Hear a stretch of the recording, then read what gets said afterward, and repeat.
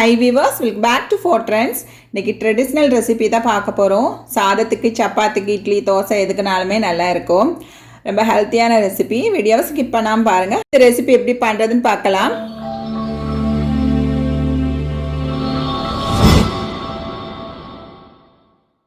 இந்த ரெசிபி பண்ணுறதுக்காக நான் இது மாதிரி ஒரு பெரிய கத்திரிக்காய் எடுத்துக்கிட்டேன். உருண்டை கத்திரிக்காய், ஆப்பிள் ஷேப்பில் கத்திரிக்காய் இருக்கும் இல்லையா, அது இருந்தால் கூட எடுத்துக்கலாம். நான் மீடியம் டு ஸ்லோ ஃப்ளேமில் வச்சு ஒரு கிரில் வச்சு நான் இது மாதிரி சுட்டி எடுத்துக்கிட்டேன். வேணும்னா ஓவனில் கூட வச்சு சுட்டு எடுத்துக்கலாம்.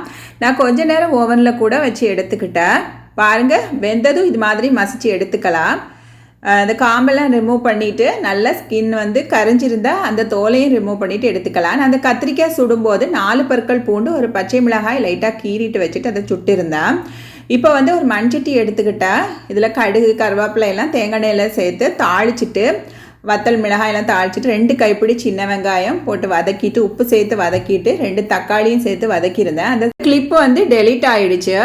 இப்போ தக்காளி உள்ளி எல்லாம் வதங்கியதும் நம்ம மசிச்சு வச்சுருக்கோம் இல்லையா சுட்ட கத்திரிக்காய், அதையும் சேர்த்துட்டு ஒரு 1/2 டீஸ்பூன் ஃபெனல் பவுடர் பெருஞ்சீரகத்தூள், ஒரு 1/4 டீஸ்பூன் மஞ்சள் தூள், அப்புறமா ஒரு 1/4 டீஸ்பூன் தனியா பவுடர் கூட சேர்த்துக்கலாம். நான் தாளிக்கும் போது ஜீரகம் முழு ஜீரகம் கொஞ்சம் சேர்த்துருந்தேன். ஒரு 1/2 டீஸ்பூன் காய பவுடர் கூட சேர்த்துக்கலாம். நான் முழு காயை எண்ணெயில் சேர்த்துருந்தேன்.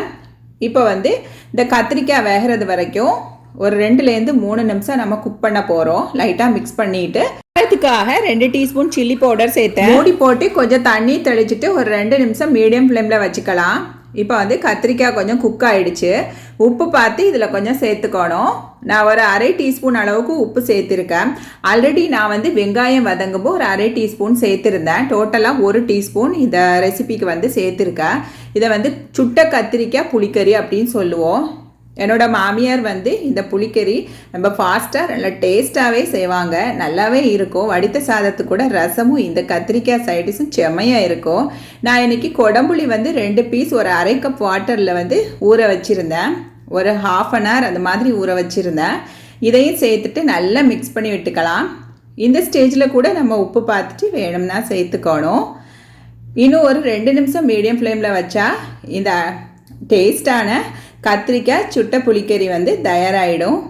இந்த சுட்ட கத்திரிக்காய் பண்ணும்போது நான் தாளிக்கும் போது கூட 4-5 பற்கள் பூண்டு சேர்த்துருந்தேன். நான் கீ ரைஸ் பண்ணியிருந்தேன். இதில் சுட சுட இதை சுட்ட கத்திரிக்காய் புளிக்கறி வச்சு சாப்பிடும்போது அவ்வளோ அருமையாக இருந்து கண்டிப்பாக ட்ரை பண்ணி பாருங்கள். இந்த ரெசிபி பிடிச்சிருந்தா வீடியோக்கு ஒரு லைக் போட்டுடுங்க. இது வரைக்கும் நம்ம சேனல் சப்ஸ்கிரைப் பண்ணலைன்னா சப்ஸ்கிரைப் பண்ணிடுங்க. ஃப்ரெண்ட்ஸ் அண்ட் ஃபேமிலி கூட வீடியோ ஷேர் பண்ணுங்கள். கமெண்ட் பாக்ஸ் உங்கள் பதிவுகளை மறக்காமல் எழுதுங்க. இன்னும் ஒரு ஹெல்தியான வீடியோவில் சந்திக்கும் வரை டேக் கேர், பை பாய். ஆரோக்கியமான இயற்கையான உணவுகள் சாப்பிட்டு வயிறையும் உயிரையும் காப்போம். தேங்க்யூ ஃபார் வாட்சிங்.